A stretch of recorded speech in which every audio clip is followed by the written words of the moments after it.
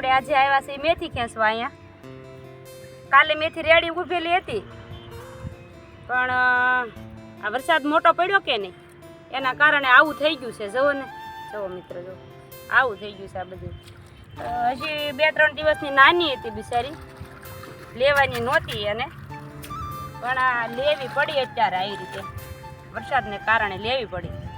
પાણી વધારે પડ્યું, આમ હોપટ આવ્યું પાણી, તે આવ્યું બધું આની અંદર. તો કીધું હવે આને લઈ લેવી. આ ખેંચે છે બે અને આપણે આવી રીતે જુડિયું વાળીએ છીએ, પાસે ધોતા જઈએ અને જુડિયું વાળતા જઈએ. ચોખ્ખા કરીને દેવાની છે ને, જો ને મેથી શુદ્ધ કરી દેવી સાથે ખારામાં હારી આવી રીતે આમ ધોવાની છે. આમાં અણેહલાય ભેગા છે, જો જો અણેહલાય ભેગા. હવે કરવું પણ હવે એમ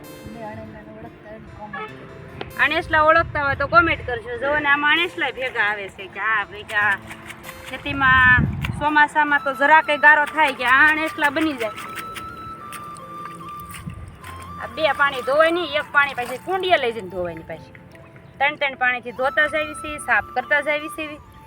અને શું કે બેહી ન જાય એટલે આઈને કેરામ ધોવાની રાખી છે. નકર આપણે ગારા હોય તે બાંધી દેવી અને પછી કુંડીએ લઈ જઈને ધોઈએ તો એવું થાય કે એ બેહી જાય અને સારી મેથી ન રહે. આ મેથી આમ સારી રહે.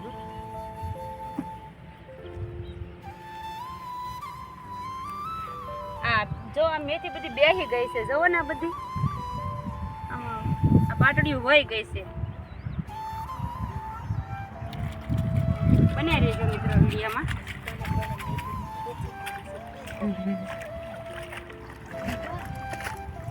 તમે આવી રીતે મેથી ધોવો છો મિત્રો, આવી રીતે ધોતા હો તો કોમેન્ટ કરજો. અમે તો જો આવી રીતે સાફ કરવી છે એવી, જો કે ધોવાની આવે જ નહીં અને કોરે જ લઈ જવાની આવે. પણ એનું કારણ છે કે વરસાદ વધારે પડ્યો છે તો આ દબાઈ ગયેલી છે, પાંદડા બધું ખરાબ થઈ ગયેલું છે. તો ધોઈ નાખીએ તો સારી થઈ જાય. ભાગમાં હોય આવે આપણે બિયારણનું તો ઊભું થાય, ખેતીમાં તો આવું જ છે, એ તો આપણને ખબર જ છે. ખેતીની અંદર તો આવું હાલ્યા કરે જ છે એમ. મારા મમ્મીની અહીંયા મેથી ખેંચે છે. આ મેથી છે બધી, અહીંયા આગળ હુકવા આવે છે એ રીતની મેથી છે. આપણો બ્લોક તો પાછો આવવાનો છે. આ તો મારા મમ્મીનો બ્લોક છે અને એ અહીંયા આગળ મેથી ખેંચે છે 3 જણા છે. મારો બ્લોગ આ ચેનલમાં આવવાનો છે પાછા, એ જો પાછા.